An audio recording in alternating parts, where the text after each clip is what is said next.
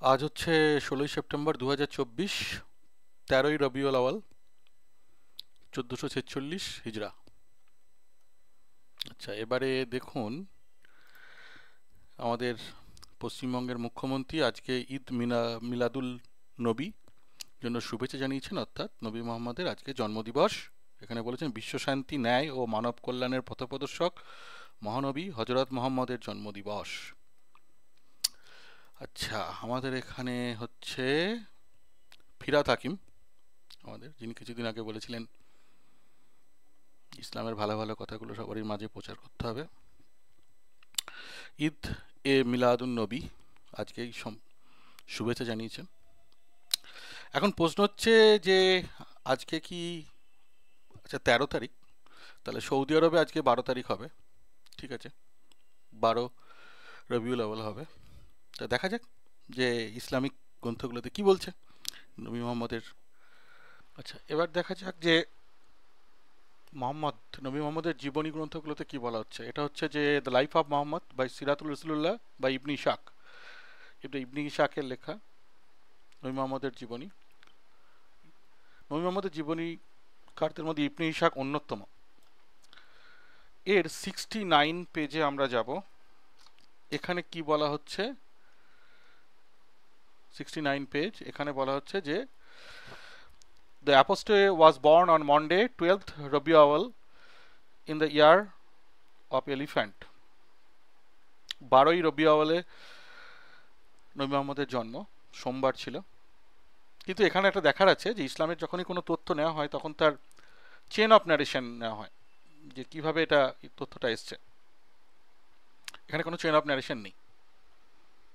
এরপরে আমরা ইবনে সাদের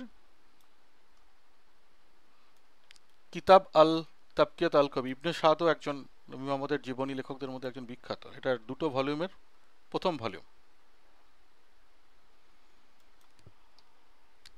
এর 110 নম্বর পৃষ্ঠাতে আমরা যাব। এখানে the account of birth of apostle Allah, may Allah bless হিম।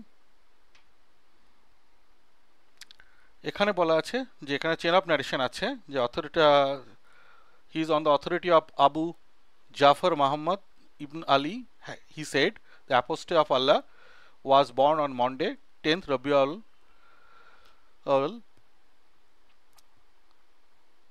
সোমবার, এটা 10 তারিখ।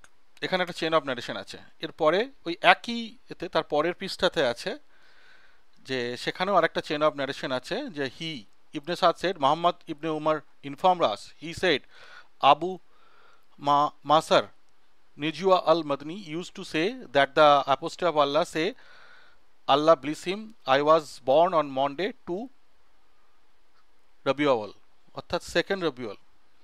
তাহলে আমরা 3টে ডেট পেলাম। একটা হচ্ছে ইবনে ইশাকে পেলাম হচ্ছে আমরা 12th, R ibn Sade with chain, সেটাতে চেন অফ ন্যারেশন দিয়ে সেটাতে 2টো পেলাম, 10 আর 2। ইসলামিক নিয়ম অনুসারে যদি আমাদের নিতে হয় তাহলে আমাদের 2টো ডেট পাচ্ছি আমরা চেন অফ ন্যারেশন সহ। সেখানেও 2টো পাওয়া যাচ্ছে। অর্থাৎ ইসলামের নবী মোহাম্মদের যে জন্ম তারিখ কবে সেটা কেউ জানে না, কিন্তু রবিউলকে ধরে, যেটাতে কোনো চেন অফ ন্যারেশন নেই, সেটা ধরেই লোকজন নবী মোহাম্মদের জন্মদিন পালন করছে।